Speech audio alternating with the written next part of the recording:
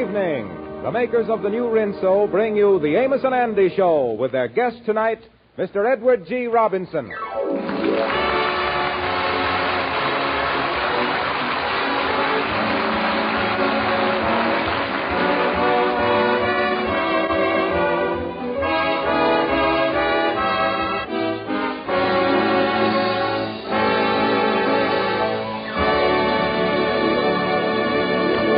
Well, it's New Year's Eve, and our friend Andrew H. Brown hopes to go out on a big date with the very attractive Amethyst Dunbar. His one great problem is finding a tuxedo, and after scouring the whole town without success, things look bad for Andy. At the moment, he is telling his troubles to Amos. So you couldn't find a tuxedo in the whole town, huh, Andy? Not one.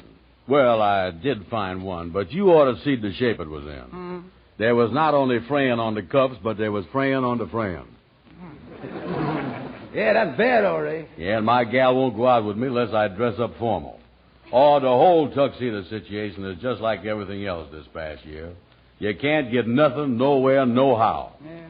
I'll sure be glad when this crazy year goes out tonight. Well, Andy, it's just like, we got to learn to do without certain things. You know what Ruby made for supper tonight? No, what? What they call the eggless, milkless, butterless cake. Yeah, well, the way things is going, pretty soon we'll have a cakeless cake. Oh, this is a bad year. Substitutes for everything. Well, Andy, you know the reasons for it all. A certain man is trying to give the world a substitute for freedom, and while we is getting rid of that man, why, we got to give up a few things. Yeah, I guess so. Wait a minute. Come in, Kingfish. Well, Come how in. are you there, boys? How are you? Hi there, Kingfish. Well, what you look so down the dumps boat, Andy? Oh, I don't know. Andy is mad about what a tough time he done had this year. Well, I don't blame you, Andy. This year wasn't no rose for me neither. Wasn't, huh? No, look how I've been living. Me and my wife been fighting. Just finished another one. Sure enough. It seemed like at the end of every year, she takes all the little fights that we done had during the year and piles them up into one big one. That's what she does. Sort of a review of all the little fights in one lump is what we do. What is the trouble now, Kingfish? Oh, she brung up the time that I didn't want the kinfolks to visit us. She brung up the thing about me not taking the job as a doorman. Oh, yeah, I was there for that one. That was a battle, all right. It wasn't no skirmish, I know that. Then last summer, she gave me $35 to pay some bills and told me to put it away, and I forgot where I put it. I never did find the $35. Oh, I remember that. That was last summer, yeah. Yeah, that started last summer, still going on. And the funny part of it is I don't know what I done with it. Oh, we've been going hot and heavy with argument. Well, I don't see why I is sitting here sympathizing with you. I still got to get a tuxedo by 9 o'clock tonight. Well, you going to a party, Andy? Sure, I got a date with Amethyst Dunbar. Oh, you is, huh? Yeah, but she won't go out with me unless I got on a tuxedo. And I is crazy about that gal. Yeah, I don't know what you're going to do, Andy, if you can't rent one. Need a tuxedo. Mm-hmm, yeah.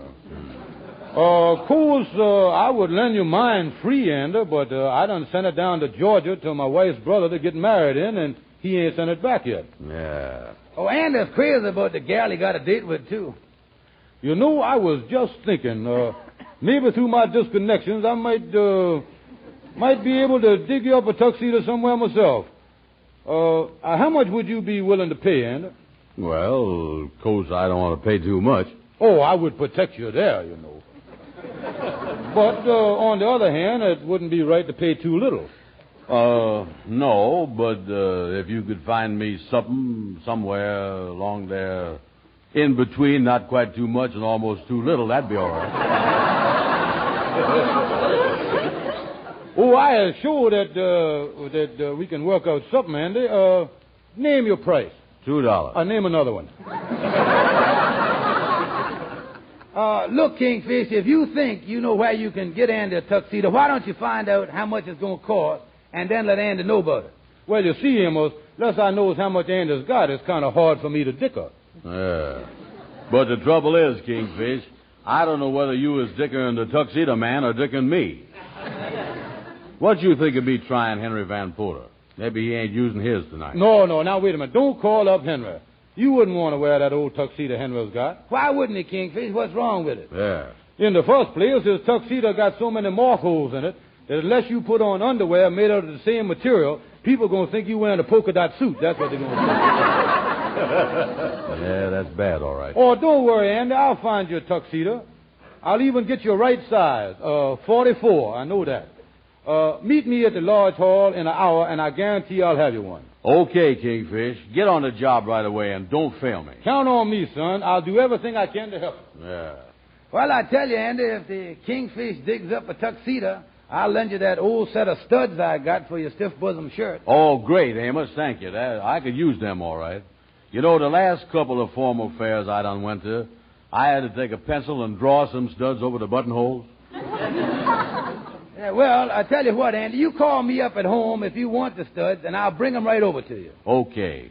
Gee, I sure hopes that Kingfish comes through.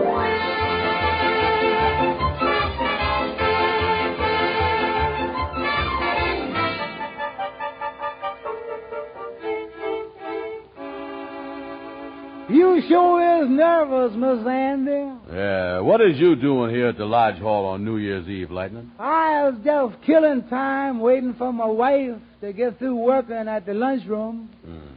Then we're going to a New Year's Eve party. Yeah, well, you ain't seen the Kingfish round here, is you, Lightning? No, sir, Miss Andy, I ain't. I've been sleeping in the reading room. Look like I'm going to be up till 12:30 tonight, so I won't be in shape. Well, you can sleep late in the morning, can't you? No, sir, I got to get up at 7:30 to wake up my wife so she can get to work, you know. Seem like I always on the go. Yeah. Well, the thing for you to do, Lightning... Well, hello there, Brother Andy. How is you? Oh, Kingfish, did you get me a tuxedo? Well, yes and no, Andy. I done found a man that's got a tuxedo that fits you. The question is you got the money to fit the tuxedo? Now, that's the thing. How much does the man want? Well, now, I tell you, Andy, this fellow works in a defense plant. Yeah. And everything with him is by the hour. Now, I done tried to sell him the idea of 75 cents an hour for renting you the tuxedo. But he said that from 4 to 12 is the swing shift. It happens to be $1 an hour. That's the scale. That's $8. Mm-hmm. But, Kingfish, I can't get the tuxedo back by 12 o'clock midnight. I don't want people at the party saying the old year went out at 12 o'clock and Andrew Brown went out at 11:30. Maybe you could get it back by 1 o'clock, Miss Andy. Quiet, Lightning. Andy, well, let's say that it do run till 1 o'clock. Well, to tell you the truth, Kingfish, it'd most likely be 2 o'clock before I get home. Mm-hmm. Then, in case we decide to have some scrambled eggs or something after that, why, the whole thing might accumulate up to 5 or 6 o'clock. I sure is not accumulating in it. Yeah. Well, now, the thing is, Andy, after midnight, the rate on the tuxedo goes up to $1.50 an hour. See, the man wants time and a half overtime on the suit. That's the way that is. Let me see. That's $8. $4 more dollars at $1.50. That's $6, ain't it? Mm-hmm. 8 and 6 is 14. No, Andy, it's more than 14. You see, after midnight, it's New Year's Day, and on holidays, he gets double time. That's the way it is. Well, now listen, Kingfish, I gotta have that tuxedo suit. But all the money I got to my name is $18, and I don't wait a want... minute. Now, there is a coincidence. That is the biggest coincidence I'd ever run into. Yeah, huh? That happens to be exactly the price that I talked the man down to, $18. Now, give me the money, Andy, so I can close the deal with the man before he changes his mind. I'll have Lightning pick up the suit and bring it over to your room right away. I'll give you a dime, Lightning. Yeah, sir. Oh, listen, Kingfish, is I gotta pay the $18 right now? Oh, sure, that's part of the deal. Besides that, if you stalls off paying it, the scale might go up on you. Okay, Kingfish, I'll do it. Me paying $18 to rent a tuxedo. It must be love.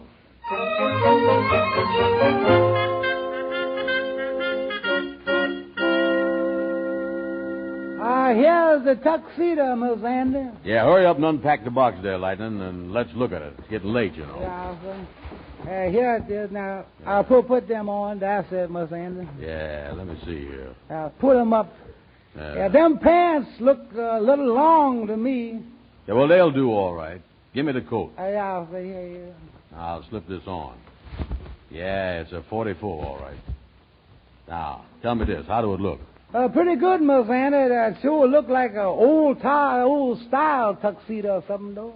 Yeah, it do, don't it? I guess it ain't out of style too long, though. I wonder how old it is. Sometimes they got a label on the inside coat pocket that's got the date on it. Yeah, let me see here what it say. Yeah, the writing ain't too clear. March the 23rd, 1924. Wait, here's the name of the man that owns it. George Kingfish Steve. Lightning, this suit belongs to the Kingfish. And he charged $18 for it. That big bum. This is a fine way to finish up the year. This is the climax to everything. Well, he sure is done pulled a fast one on you. Yeah. Well, I guess ain't nothing I can do about it right now. No, sir, it ain't. Listen, Lightning, stop by Amos's house and tell him to bring the studs over here. Yeah, sir. Oh, me, this is a mess. Well, I guess I'll have to forget it. Listen, Lightning, I think I'm going to take a little snooze till Amos gets here. That's all this year's been good for anyway. Yeah, sir. Well, I'll get going. I better take off your coat so you ain't going to wrinkle it all up. Yeah, I'll leave on the pants. I won't get them wrinkled. Yeah. Oh, boy. Sure feel good to stretch out here. Thank you for bringing me this suit, Lightning. Oh, me. Boy, is I tired. You want me to close the door, Miss Andy? What? The door? Close it. Yeah, sir. Oh, no, it's closed.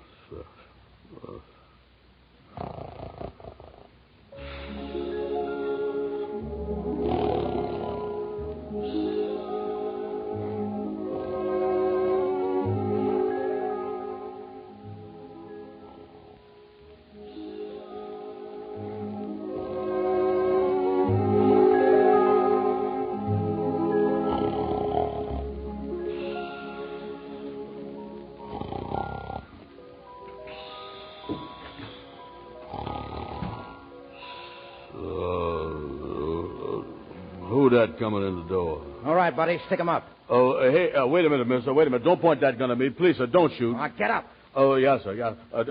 Don't shoot, mister. Please don't. Up against that wall. Come on, back up. Keep your hands up. Mister, you can have anything I got. I don't want anything you got. All I want to do is to hide out here for a couple of hours. Yeah, sir, mister. Yes, sir. Yes, sir, you can hide. I'll help you, mister. And take it easy, buddy. You ain't got nothing to worry about. I just want to lay low here till midnight. Pull down that shade. Yes, sir, yes. Mister, that suit you was wearing, ain't you a convict? So what? I made my getaway from the death chamber, and I'm supposed to die at midnight. Now, what's it to you? Yes, sir. Well, who is you, mister? What's there your happens name? to be a number. Here it is, on the shirt, see? 1943. Yeah. Excuse me, Mr. 1943, but what was you in for? Plenty of things, plenty, but mostly murders. They thought 1917 was tough, and they thought 1929 was pretty bad. 1917. 1929. And, mister, that number on your shirt there, 1943. Them numbers mean something. Yeah. Them is years. Catch on quick, don't you? Mister, by any chance is you... Yeah, you guessed it, buddy. You're talking face to face with a year. 1943. That's me. Yeah, yes, sir. And this is the last day of the year. And you were supposed to die at midnight. Yes, sir, I can see what you mean by murders. You've been bad, all right. Now, never mind. Skip that part of it, buddy. Time is short, and I got to talk to somebody, so you stand there and listen. Yes, mister, please let me go, sir. Let me talk to you some other night. There won't be any other night, see? This is my last chance. All I want to do is talk, tell you what's deep down in here. Yes, sir, yeah. You see, buddy, when a year realizes that it only has a few more hours to live, a lot goes through his mind. Especially a year like me, a tough year. Yes, sir. I was just thinking about all the floods and the shooting, bombings and stuff like that. Yeah, I know. You're like everybody else, glad to get rid of me. So what? I'm gone. It's just that I hate to leave without somebody knowing that it wasn't all my fault. Yeah, well, you was leaving things in a mess, mister. Yeah, well, it could have been different, too, buddy, but when I was a kid, I met a lot of wrong guys, and I'm taking the rap. What you mean? Well, I got mixed up with a guy named Adolf. I didn't have enough sense to see that he only looked tough because he was picking on little fellas.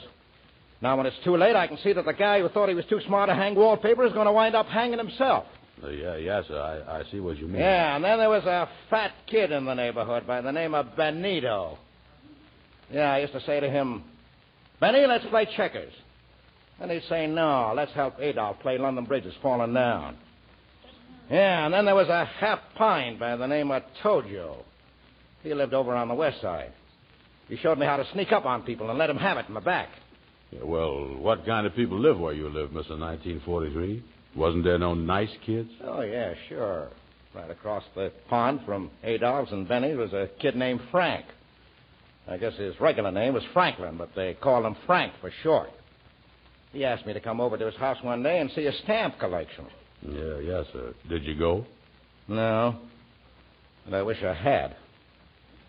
Things would have been a lot different if I'd have been on his side. I used to laugh when I thought about him saving stamps. Guess nobody realized that someday he'd be saving the little countries that printed a lot of them stamps. Yes, sir. I see what you mean. Yeah, I've been tough, and I ain't making no bones about it. It's just that... Hey, maybe they're coming for me. Where can I go? Where can I hide? Well, don't worry, mister. Look here. Tell you what you do. Here, put on this old robe of mine, and they won't see your prison suit. I'll tell them you was a friend of mine. Okay, buddy, but make it snappy. Yeah, here, put it on. Here, there. Now, put your gun in this drawer. Yeah. Now, stand over there. Okay, buddy. Now, stick 'em up, Mr. 1943, and I ain't fooling. Oh, double-cross me, Keep huh? those hands up. I mean it, because I don't like you no more than the rest of people do. Come in. Well, hello there. Well, say, what's going on here? Amos, stand over here by me. I got him. That's a criminal. He was supposed to die at midnight. He ain't just a man. Look at him. He is a year. Look at the number on his shirt. 1943. Oh, yeah, he's a tough guy, Andy. Yeah, I'm going to call the police and turn him in. Okay, you got me, Bud, but the cops will never get me. I'll be gone before they get here. What would we do, Amos? Wait a minute, Andy. Maybe we won't turn him in. But Amos, he been the worst criminal of all of them. That's right, Andy. 1943 has been bad. Full of suffering, crime, and heartaches and everything else. All right. Don't pull your punches. I can take it. Tell them how I killed 6 million people. Set fire to churches. And put swastikas where crosses used to be. That's right, 1943. The world will never forget your sins. But you know, no matter how bad a person is, if you will look hard enough, you can find a little good in him. Good. 1943, you put out a lot of lights all over this world. But as you leave us tonight, we ought to remember that you left the light burning in the Statue of Liberty. Yeah. You noticed that, huh? Yes, sir, and there's other things, too. With all the bad things you has done, you still let somebody find enough time to print more copies of a certain book than was ever printed in 1 year before. The Holy Bible. Say, that's right. And when we needed it most, 1943, you give us the biggest potato crop we ever had in our history. And somebody told me that somewhere in between your crimes, you looked down on a scientist working on some old stale mold. And you let that man discover a new drug that will save millions of human lives. You know, Andy, no year that folks ever tore off the calendar was all good. 1943 ain't been all bad. Well, I'm glad to hear you say that, buddy, because when I took over the reins last January 1st, things weren't so hot. I don't expect history to list me with the heroes. I'm no 1776, and I know it. Still, I tried, and I'd give anything in the world if I could try again. But a year has only one chance to make good, and people have many. That's him now, the new year. Well, this is where I came in. Hand me the gun, buddy. Give it to him, Andy. Well, you ain't going to pull a fast one on us, is you? Well, the only thing I have left to pull, buddy, is a shade between two eternities. Well, here's your gun. Well, there's just one bullet left in this gun that has killed so many. I saved that one for myself. Guess I better go now and let him come in. He's got a lot to do, and he'll need every minute. Who knows? Maybe he's the year the world's been waiting for. Yeah, and try to remember that even a good year can't do it all by himself. Give the kid a little help and be patient with him. The tide has already begun to turn, but it takes the right kind of people to make the right kind of year. And one more thing before I go. Remember that this new fellow will have 24 hours longer on the job than I had, for he'll have the extra day of leap year. Now, if you'll all pull together and do your share, that day can be the day of victory. Well, here I go. God bless you. Happy New Year. Come on in, 1944. Goodbye, world.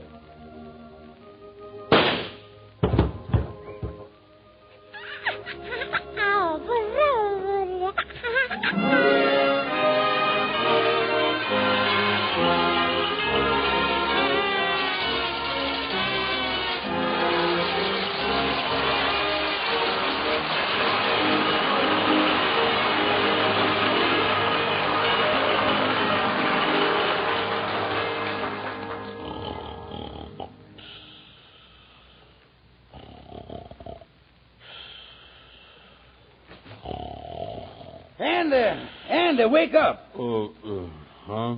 Andy, I brung you the studs. Hello. Oh, me.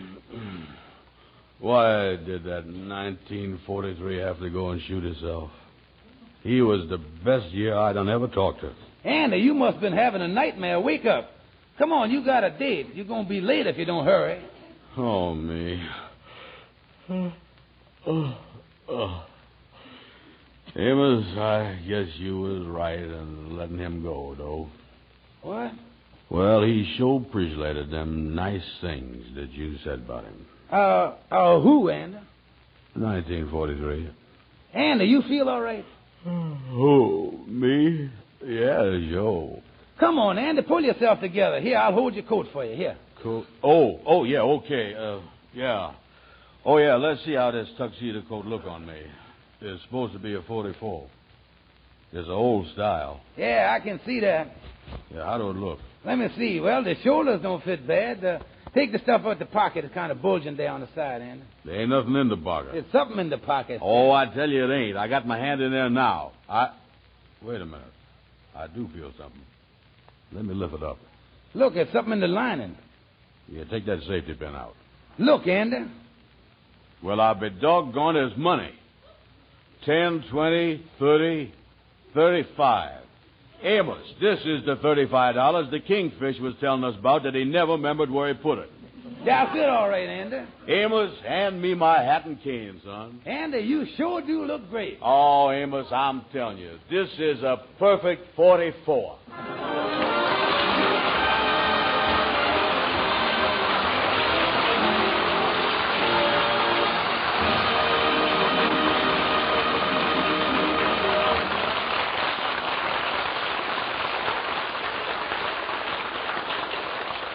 And now, ladies and gentlemen, here are Amos and Andy, who would like to say a few words to their listeners. How do you do, ladies and gentlemen? Hello, folks. Well, this being New Year's Eve, we have asked permission to say a few words to our friends on the air. At this time of the year, we would like to let you know how grateful we are to you. We wouldn't feel right to let this old year pass over the hill without expressing our deep appreciation for the people who sponsor this program and make it possible for us to be here. That is Lever Brothers, the people who make Rinso. We can truthfully say that since we have started our half-hour show in October, that we have never been treated with such cooperation and understanding in our entire radio career. We told you once before about going through and seeing a make soap, and we can tell you from experience that the product we represent, Rinso, is the greatest product of its kind. And we've had many letters from our listeners telling us that.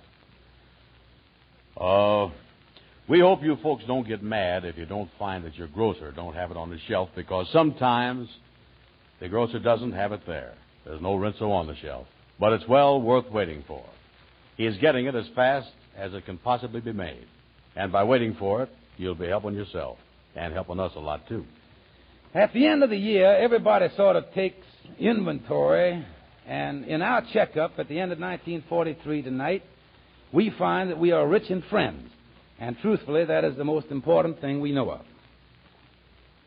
We are deeply grateful to you for this, and so from our hearts, we want to thank you sincerely, as two people can thank their many friends. We promise you that during the coming year, we will redouble our efforts to bring you the best that's in us. And for the splendid cooperation that we've received from the boys in the orchestra, from our guest stars, from Harlow Wilcox, members of our cast, and everyone connected with our show, we want to say to them many thanks and a Happy New Year. And to you, our friends, we say, may the new year bring victory to us and our valiant allies all over the world. That is our wish for a Happy New Year.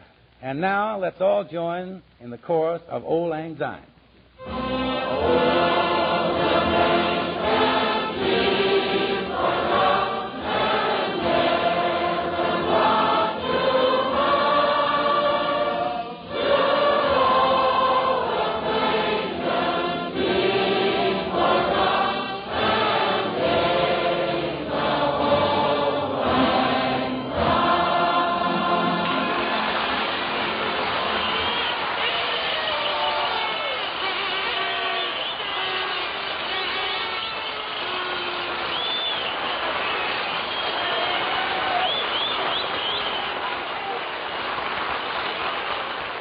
Perhaps you're lucky enough to have your loved one in the service home on leave, and you wouldn't be human if you didn't want to know about everything he's doing, nor would it be unnatural for him to want to tell you.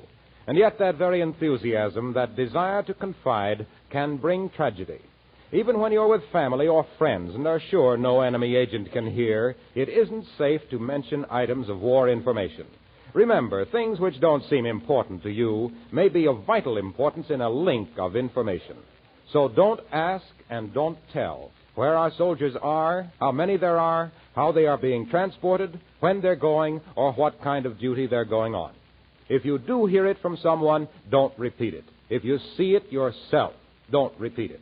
But if you read it in the newspapers or hear it on the radio, you can talk all you like. Otherwise, mum's the word.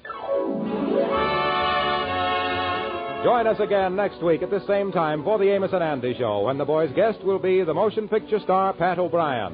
Our thanks to Edward G. Robinson for appearing with us tonight. He may currently be seen in the Universal picture Flesh and Fantasy.